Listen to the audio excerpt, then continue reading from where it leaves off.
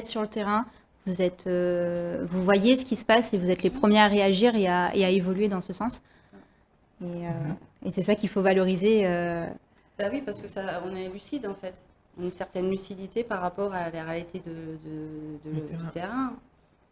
Non, puis, tu vois, pour rebondir sur ce que disait Virginie tout à l'heure, il y a un moment où c'est pas normal, par exemple, une association qui est la seule dans son domaine, et notamment là, donc le handicap visuel, se disent chaque année, quand elle va justement avoir besoin de ces fonds pour fonctionner, se disent à quelle sauce je vais être mangé. Et c'est dans ce sens-là où effectivement il faut sécuriser le travail des associations au travers de conventions ou au travers de mises à disposition. Mais en tout cas, il faut impérativement qu'on arrête d'être dans l'aléatoire vis-à-vis des associations, parce qu'elles ont, encore une fois, il faut les considérer comme un service public, et donc ce service public, il ne peut pas se dire qu'est-ce que je fais l'année prochaine, parce que mes fonds peuvent être divisés par deux, peuvent peut-être même des fois augmenter, mais pas correspondre suffisamment à ce qu'on veut aussi.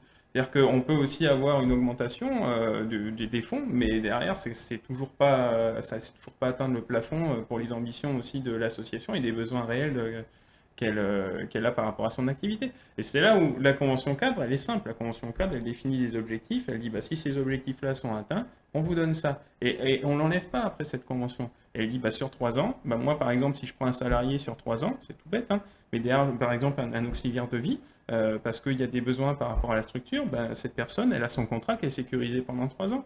Et c'est logique, et c'est là où c'est important de travailler, c'est comment on sécurise le travail des assos. Comment on arrête la précarité en fait. Et ça, c'est important aussi pour les. Je pense, je reviens sur les bénévoles parce que de l'autre côté, le fait de reconnaître le temps de bénévoles, le temps qui passe dans les associations, je pense par exemple à des gens qui prennent des vacances pour les vacances scolaires pour faire des centres de vacances et de loisirs. C'est-à-dire qu'ils travaillent et pendant leurs vacances, ils ont décidé de garder les enfants des autres en fait, et de les éduquer et de les former pour certains à certains handicaps, par exemple. Partenariat qu'on a avec l'association AVH, avec Valentin Aoui, sur la question du handicap visuel, où on mixte des publics, où on prend, entre guillemets, le handicap de l'autre pour pouvoir finalement travailler l'empathie chez les enfants et la question de la différence. Dans un pays comme la Nouvelle-Calédonie, je pense que c'est assez intéressant de travailler la question de la différence, mais c'est un détail. Vous le faites aussi avec les adultes, avec les repas dans le noir? Alors, ça c'est AVH, mais nous, on a les petits, donc on commence par les petits. Et effectivement, l'encadrement qu'il faut, il y a un encadrement professionnel, mais il y a un encadrement bénévole aussi.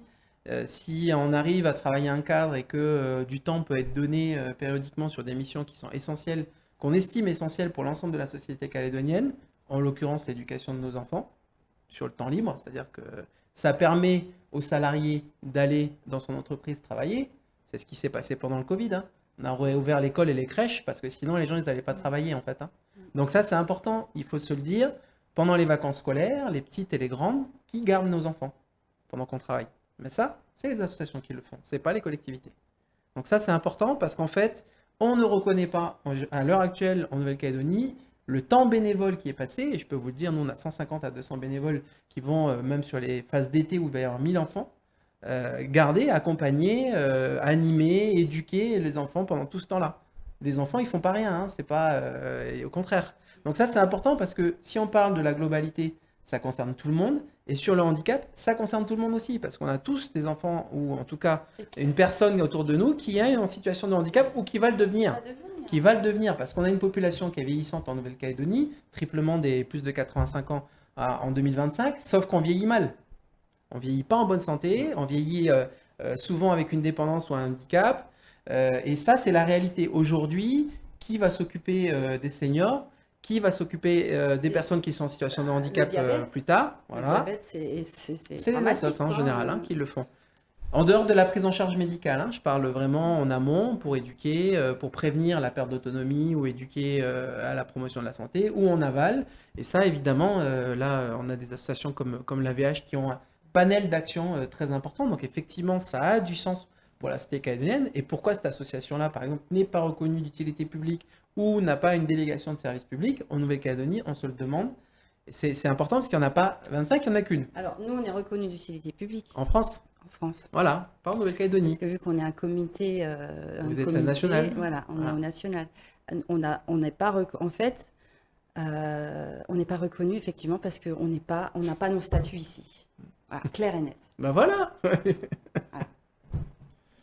Voilà. Et puis, il y a aussi cette question de, nous, on est associatifs, et comme beaucoup d'autres structures médico-sociales, voilà, les autres associations sont passées en structure médico-sociale, dans le régime obligatoire. Et c'est vrai que nous, on préfère rester associatifs. Parce que, comme disait Pierre, on est plus innovant, on est plus réactif, on est plus sur le terrain. On fait actuellement, avec les lois, c'est très bien, hein, il a fallu considérer le handicap, comment on va faire, on a fait des lois. Mais c'est un non-sens. Pourquoi on fait des lois pour les personnes en handicap? Ce sont des gens comme tout, ils font partie de la société. Donc aujourd'hui, moi je dis qu'il faudrait remettre tout à plat par rapport au handicap et se baser sur cette convention internationale de l'ONU, qui est beaucoup plus inclusive et qui permet, comme nous, d'être beaucoup plus dans le familial, où les gens, je pense que les gens, quand ils viennent chez nous, de toute façon, ils disent, nous, on aime bien venir chez vous parce que c'est convivial, c'est familial, et parce qu'on est petit et on veut rester petit. Parce que dans les adhérents qu'on a chaque année, ça varie. Il y en a, vu qu'ils ont un projet de vie, parce que c'est notre rôle de les accompagner dans leur projet de vie, ils vont avoir leur projet de vie, donc on ne va plus les voir. Pierre connaît bien, puisque sa sœur elle-même, c'est ce qui s'est passé avec le sport. Rose, elle n'est pas. Donc en fait, ça tourne.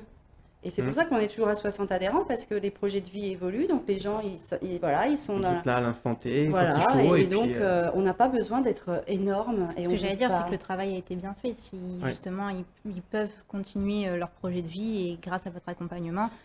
Nous, la VH, c'est quoi? La VH, c'est quoi? C'est se lancer des défis. Parce que la vie, c'est ça. C'est pas s'apitoyer sur son sort. On est tous acteurs de sa vie, qu'on soit en situation de handicap ou pas. Et que nous, c'est notre leitmotiv. Et c'est comme ça qu'on les motive. Et du coup, le résultat, il est que ce sont des personnes qui ont des projets et qui avancent. Des entrepreneurs de leur vie. C'est beau, c'est joliment dit. De leur propre richesse. Du coup, si vous deviez faire une liste au Père Noël, ça serait quoi pour Acheter chaque association? un coup pour Thibaut. Parce que ça c'est avec toutes les cagnottes du monde, on peut pas.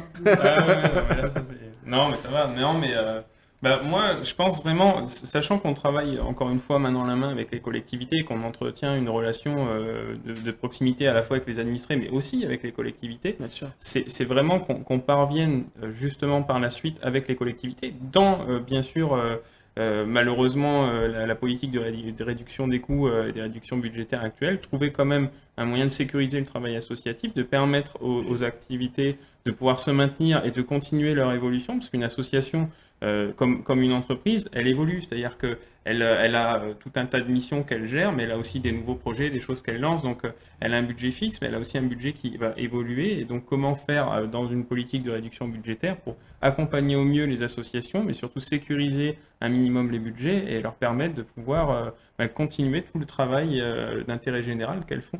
Et ça passe par des outils qu'elles peuvent facilement mettre en place et qui vont renforcer le contrat de confiance entre nous, la société civile, et puis les institutions qui nous représentent. C'est déjà pris le contrat de confiance. C'est chichi, on va pas dire chichi, mais et puis tu vois, avec Thibaut, cette année on voulait faire une action ensemble, ça s'est pas fait, mais voilà, l'année prochaine on va faire quelque chose ensemble. Oui. Voilà. Et nous à la VH on aime faire ça. Vous travaillez main dans la main avec toutes les mais oui, et puis parce que le lien, après nous, comme les adhérents, c'est eux qui viennent, donc après s'il y a d'autres personnes, ça crée du lien, ça permet d'être face à la différence et au handicap, et justement d'être dans la bienveillance, parce que c'est ça qu'il nous faut, c'est de la bienveillance. Il nous en manque un peu aujourd'hui. Et donc voilà, la semaine dernière, on était avec l'Institut des autistes à Robinson. On a fait un pique-nique zéro déchet. Parce que nous, la VH, on est dans le développement durable. Et du coup, c'est que bénéfique, le développement durable. Mais il faut que justement nos dirigeants ils se mettent ça un peu dans la tête. Parce que socialement, économiquement, c'est l'avenir. Il faut se dire que c'est l'avenir. Et donc ce pique-nique, ça a été un échange. On a fait la cuisine ensemble avec des produits de saison locaux. Et il y a eu un échange et tout le monde était content. Et on dit, ça fait quoi là? On se fait quoi comme activité? Parce que on est trop chacun de notre côté. Il faut se rassembler. Il faut faire des choses ensemble. On n'est pas fait pour vivre seul. Et puis on est beaucoup plus... on fait plus de choses puisqu'on a plusieurs cerveaux, donc on a plusieurs idées. Donc on peut faire avec plusieurs cerveaux un projet qui peut être Voilà. Donc ouais, non, il faut faire ça.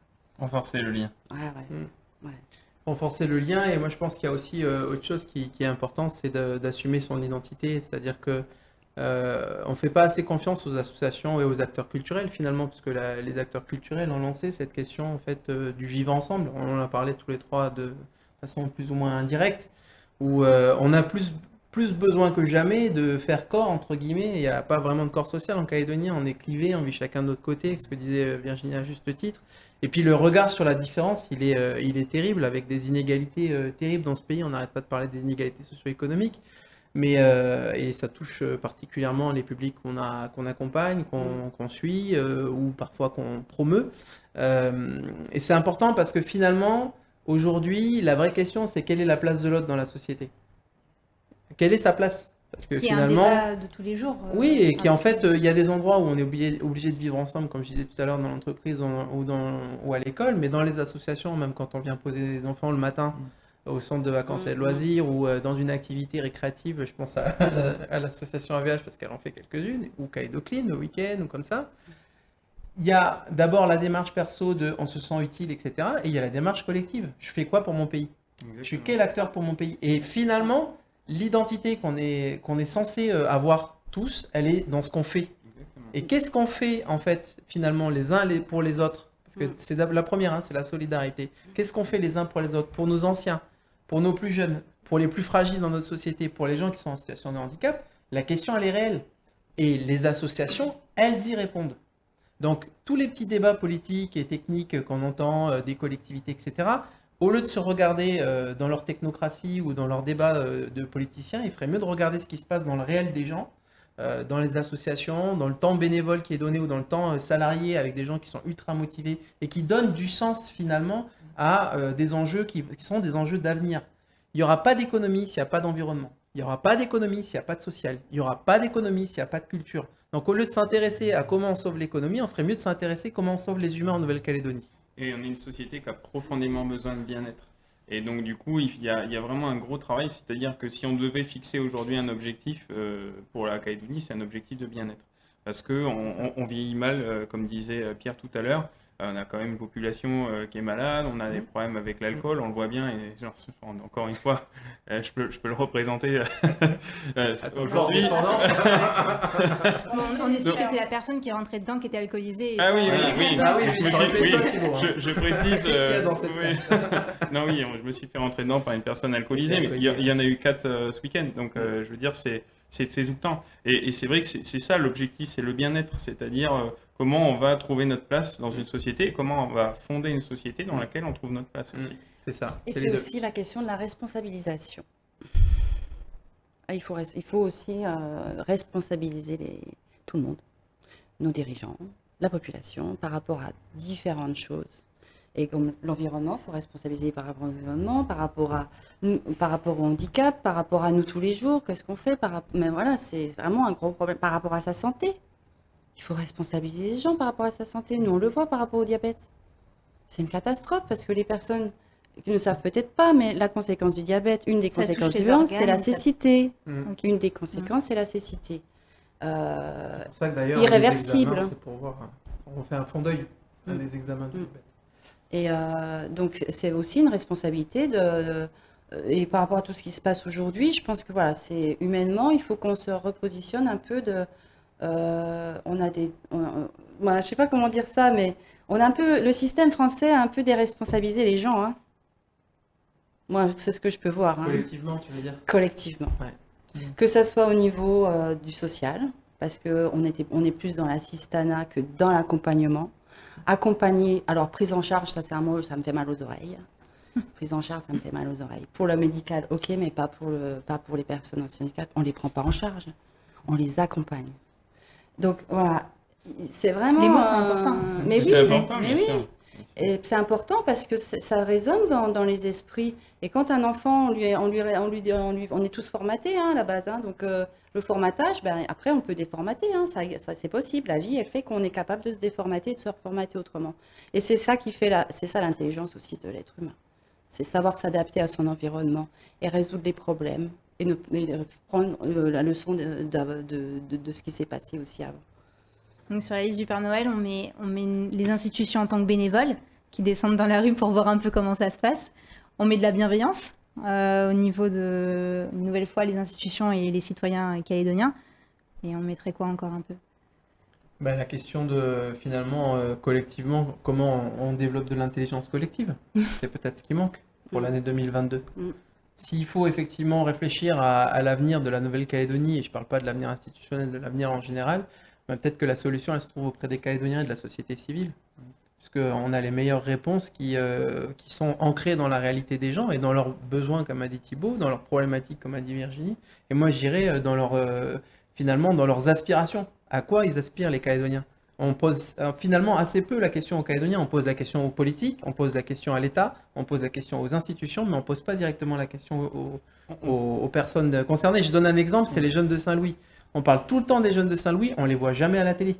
Il va y avoir tous les services d'État, tous les services de la Nouvelle-Calédonie, tous les services de la commune. Tout le monde a un mot à dire, les religieux, les coutumiers, tout le monde a un mot à dire. Mais les jeunes ne sont jamais là.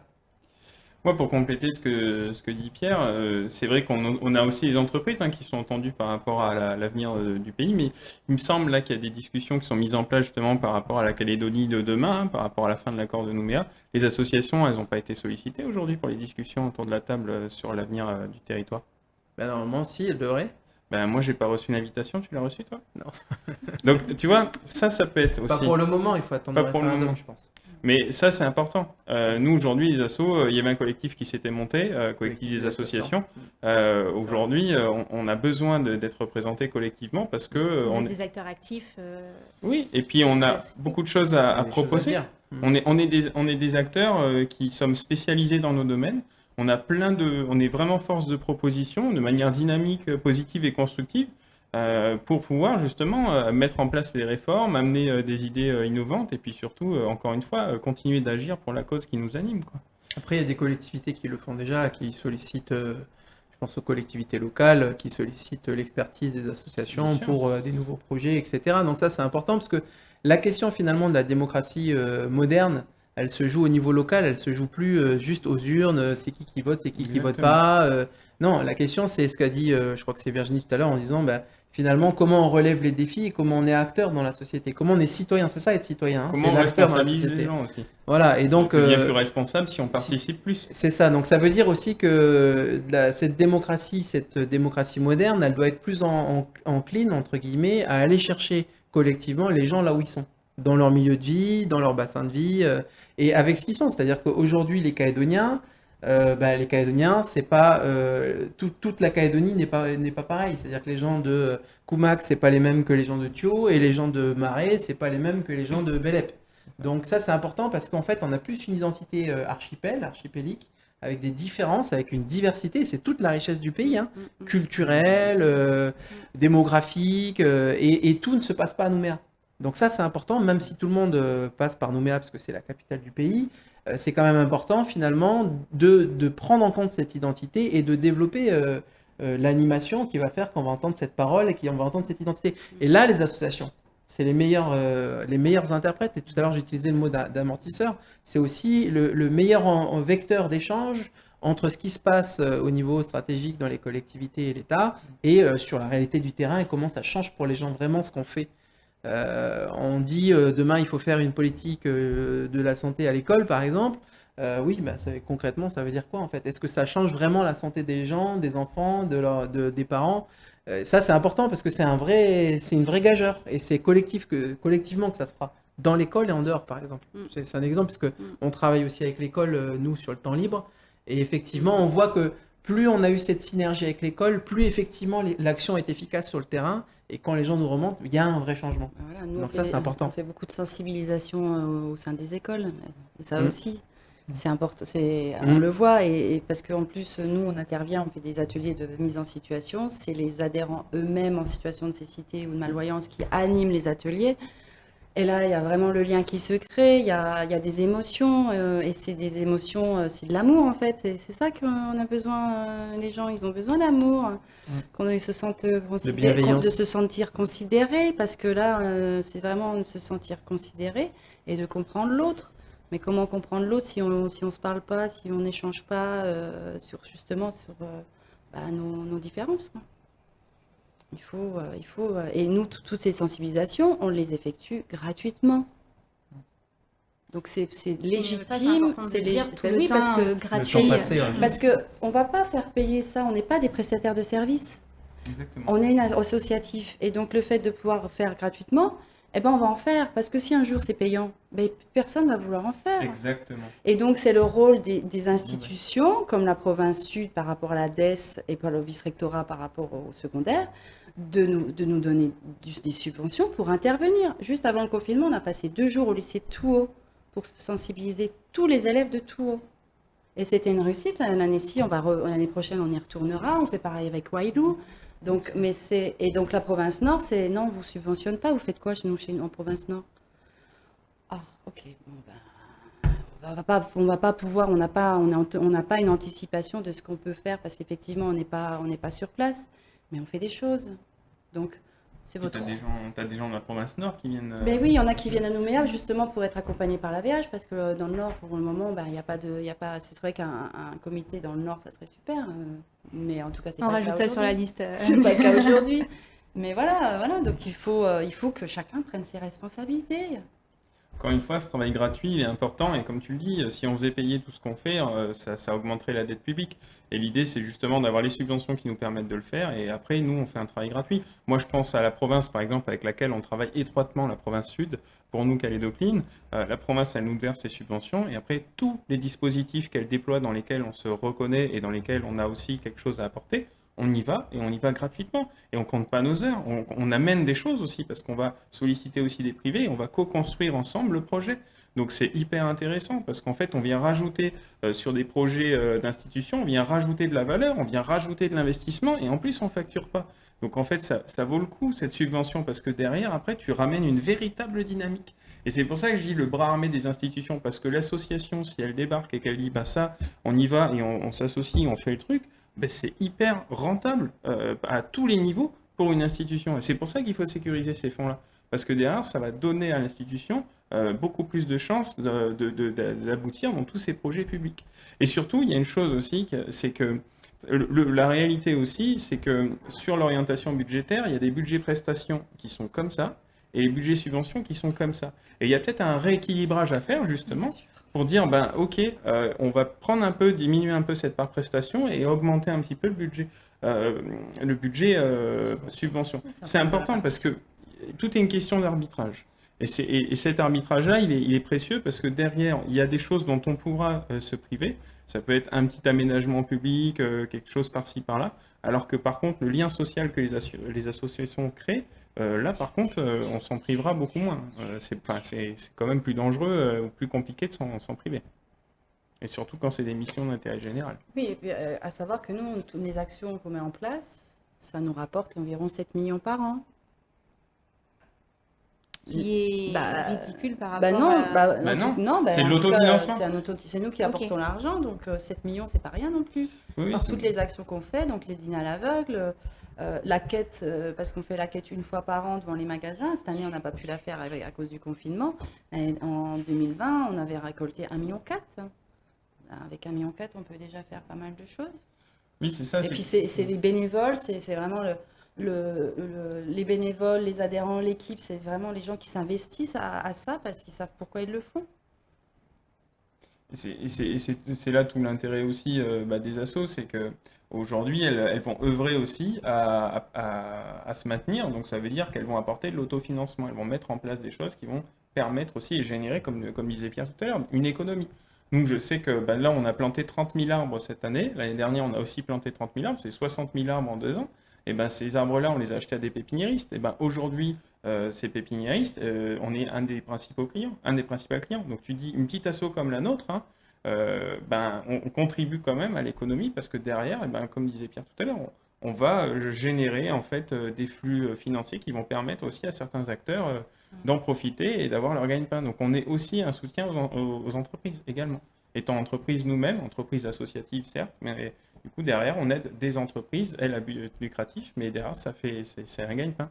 Donc on soutient aussi l'économie au travers. C'est pas des fonds qui stagnent. Le fonds qu'on investit en associatif, c'est de l'argent qui va circuler après. Et c'est là où c'est intéressant. Bah, je vous remercie Merci. pour cet échange. Merci, Merci, Pierre, Père Noël. Virginie. J'irai déposer la lettre personnellement au sapin.